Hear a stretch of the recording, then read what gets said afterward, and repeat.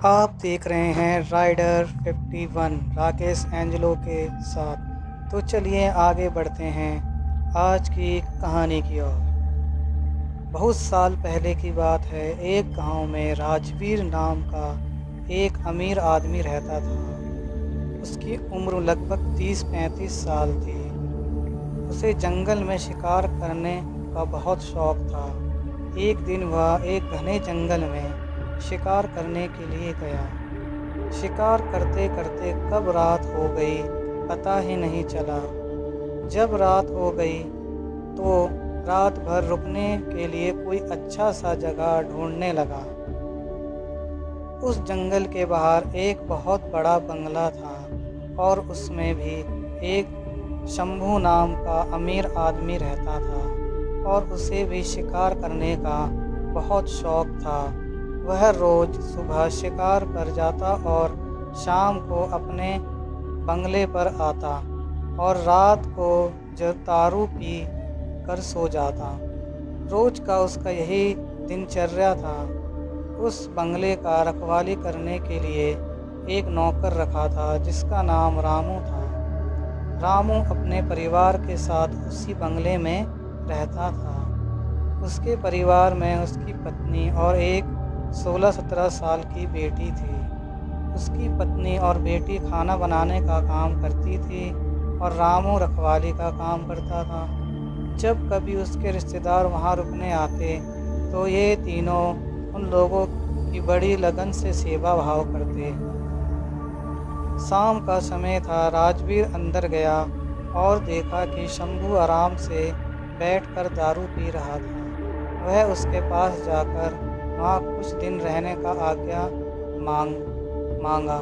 शंभू हाँ बोल दिया और फिर दोनों मिलकर दारू पीने लगे।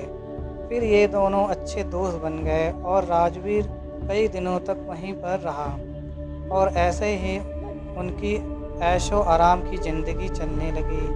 रामू की एक 16-17 साल की बेटी थी। एक शाम उसका मालिक शंभू और राजवीर शिकार करके दोनों वापस आए और नहा धोकर दारू पीने बैठ गए। पीने के बाद उन दोनों को इतना नशा लग गया कि रामू की जवान बेटी पर अपनी गंदी नज़र डालने लगे। वे दोनों उसके पास गए और उसकी बेटी के कपड़े को फाड़ने लगे। उसकी बेटी जब डर के मारे रोने चिल्लाने लगी तो अपनी बेटी की आवाज़ सुनकर रामू और उसकी पत्नी वहाँ उसको बचाने आए तो शंभू उन दोनों को गोली मारकर वहीं पर उनकी हत्या कर दी और फिर ये दोनों उसकी बेटी को नोच कर अधमरा बना दिया और अंत में उसको भी गोली मार डाला और तीनों के लाश को अपने बंगले के पीछे रातों रात दफना दिया। अगले दिन इस बात को किसी को भी भनक तक भी नहीं लगी। कुछ दिन बाद के बाद शंभू ने फिर एक नरेश नाम का नया नौकर रखा। नरेश जब पहले दिन बंगले पर आया और अपने काम में लग गया, किसी को कुछ भी पता नहीं चला कि इस बंगले के पुराने नौकर और उसके परिवार के साथ क्या हुआ था और वो कहाँ चले गए। ऐसे ही कुछ दिन बीतने के बाद नया नौकर नरेश गेट बंद करके सोया हुआ था।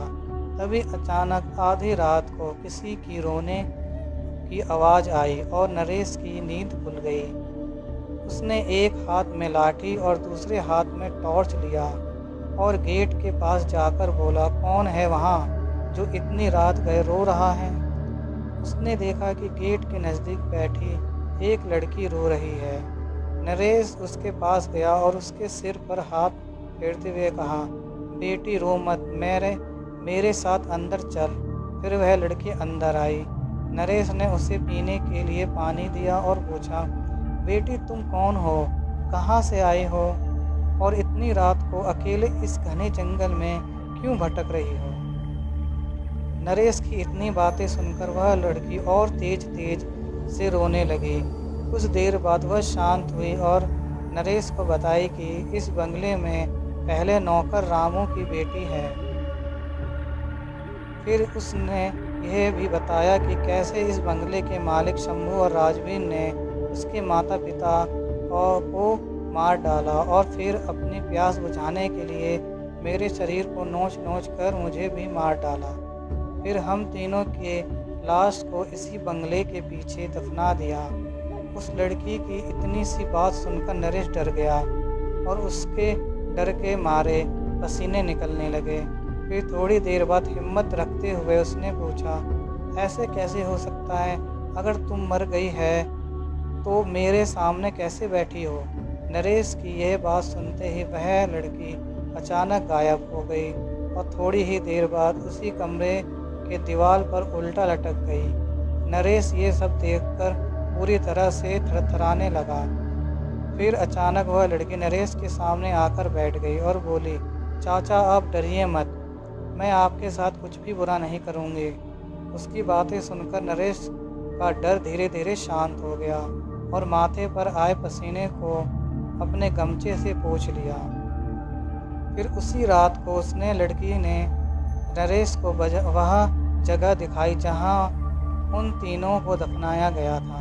नरेश ने कुदाल से खोदकर उन तीनों की अस्थियों को निकाला और फिर उस लड़की से वादा किया कि वह उसका मालिक शंभू और राजवीर के खिलाफ कोर्ट में जाएगा और उस लड़की को इंसाफ दिलवाकर रहेगा। नरेश की बातें सुनकर वह लड़की रोते हुए बोली कि चाचा आपको कुछ नहीं करना है, उस राक्षस से बदला तो मैं लूँगी, बस आप मेरी थोड़ी सी मदद कर दीजिए। फिर क्या उस लड़की के बताए अनुसार नरेश ने बीमारी का बहाना बनाकर उस बंगले की नौकरी छोड़ दी और उस लड़की से किए हुए वादे के अनुसार उसके माता पिता के अस्थियों को जला दिया और उन दोनों के नाम पर पूजा पाठ भी करवाया। उन दोनों की मुक्ति हो गई, लेकिन लड़की के कहे अनुसार नरेश ने ना लड़की की अस्थि को जलाया और ना ही उसके क्रियाक्रम के लिए कोई पूजा पाठ किया, क्योंकि उस लड़की ने कहा था कि अगर उसके लिए भी पूजा पाठ हो गई तो वह इस भूत ही शरीर से मुक्त हो जाएगी और फिर उस दरिंदों से अपना बदला नहीं ले पाएगी। समय बीतता गया। कुछ महीनों बाद शंभू ने फिर एक नया नौकर ढूंढने की कोशिश करने लगा, लेकिन उस बंगले में कोई दूसरा नौकर आने को तैयार ही नहीं होता, क्योंकि नरेश दिन रात वहीं घूमता फिरता रहता और नए आने वाले नौकर को उस बंगले की भूत वाला कहानी सुनाकर भगा देता। कभी कभी वह लड़की भी आने वालों नए नौकर को भूत बनकर रात के समय में अजीब आवाज़ें निकाल कर डरा देती और वह डर के मारे भाग जाते। फिर उसने दिन रखवाली करने नहीं आते। उस बंगले पर ऐसे ही रोज़ कितने शिकारी आते, दारू पीते, मौज मस्ती करते, लेकिन जिंदा वापस कभी जाते नहीं, क्योंकि वहाँ आने वाले हर शिकारियों से उसको सख्त नफरत हो गया था। कभी कभी वह लड़की एक सुंदर रूप बनाकर जंगल में जाती और दूसरे शिकारियों को अपने जाल में फांसती और शाम को उस बंगले में ले आती और रात को अपने असली रूप में आ जाती और उसे चीर फाड़ कर मार डालती और उसका खून पी जाती। ऐसी घटना कितने दिनों तक चलती रही और बंगले में मरने वाले शिकारियों की मौत एक रहस्य ही बनी रही। अगल बगल के लोगों के लाख कोशिश करने के बाद भी ना हथियारा पकड़ में आता और ना ही उनकी लाश। धीरे धीरे ये खबर आसपास के क्षेत्र में फैल गई। जंगल के पुराने बंगले में ठहरने वाले हर शिकारी की मौत हो रही है। 5-6 वर्ष बीत गए और अब वह बंगला खंडर हो गया था, क्योंकि अब किसी में भी इतनी हिम्मत नहीं थी कि वह रात को ठहरे। आखिर किसको अपनी जान की परवाह नहीं होती है। ऐसे ही बहुत दिन बीत गया और वह भूतनी उसी बंगले में रहकर अपने हथियारे का इंतज़ार करती रही। दिन में उधर आने जाने वाले लोगों को एहसास होता था, क्योंकि वह हमेशा रोती रहती थी पर किसी को दिखाई नहीं देती थी। फिर उसने शहर और गांव में घूम घूम कर ढूंढने की कोशिश करने लगी। 2-4 दिन की मेहनत के बाद एक गांव में अपने दोनों हथियारों शिकारी को पहचान ली। और उसी दिन शाम के समय एक बहुत सुंदर लड़की के रूप बनाकर उसके पास गई और दोनों को अपने सुंदरता में फंसा लिया। ऐसे उसने 2-3 दिन लगातार उन लोगों से मिलती रही और पूरी तरह से अपने जाल में फंसा ली। वह दोनों उसके आगे पीछे घूमने लगे, जैसे बोलती थी वैसा वह दोनों करते थे। फिर एक दिन लड़की बोली, क्यों ना हम लोग किसी दिन जंगल में शिकार पर चले। वह दोनों बोले, ये तो बहुत अच्छी बात है, चलो दोनों अच्छी तरह से उसकी माया जाल में फंस चुके थे।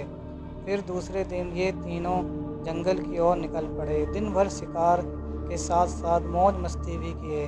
फिर शाम होने लगी। शंभू और राजवीर उस लड़की से बोले, अब सूरज ढलने लगा है और थोड़ी देर में रात हो जाएगी, हमें घर वापस चले जाना चाहिए। तभी भूतनी बोली, डरो मत, आज रात हम यहीं ठहर कर जंगल का आनंद लेंगे। राजवीर बोला, यहाँ कैसे रुक सकते हैं, यहाँ तो आसपास कोई घर भी नहीं है। भूतनी उसकी बात सुनी तो मुस्कुराने लगी और बोली, तुम लोग चिंता मत करो, मेरे एक दोस्त का इसी जंगल में एक छोटा सा घर है, हम वहाँ रुक जाएंगे। दोनों उस भूतनी का बात मान लिए और उसके कहने पर वहाँ चले गए। रात को पार्टी शुरू हुई। अब भूतनी अपनी डरावनी और भयंकर रूप में उन दोनों के सामने आई। उसको इस रूप में देखकर दोनों के पसीने निकल गए। ऐसा रूप देखकर अच्छे की पैंट गीली हो जाती है। फिर ये वो क्या चीज़ थे। फिर भूतनी ने गिलास में जूस के बजाय खून भरकर उन दोनों दुष्टों को पिलाना शुरू किया। अब उनकी हिम्मत ही नहीं थी कि उसको ना कहे, क्योंकि वह पूरी तरह से डरे हुए थे और कांप रहे थे। उसके बाद वह भूतनी अपना और ज़्यादा विकराल रूप बनाकर उन दोनों पर कूद पड़ी और अपने बड़े बड़े नाखूनों से उसके शरीर को चीर दिया और उसके खून को पीने लगी। फिर उसके दोनों आँखों को निकाल कर खा गई और इसके बाद उसे एक पत्थर में पटक कर दोनों को मार डाला। तो दोस्तों, कैसी लगी आपको ये कहानी? अगर अच्छी लगी तो हमारे YouTube चैनल को सब्सक्राइब करें और लाइक करें। तो मैं मिलता हूँ आपको अगली वीडियो पर। जब तक के लिए जय हिंद।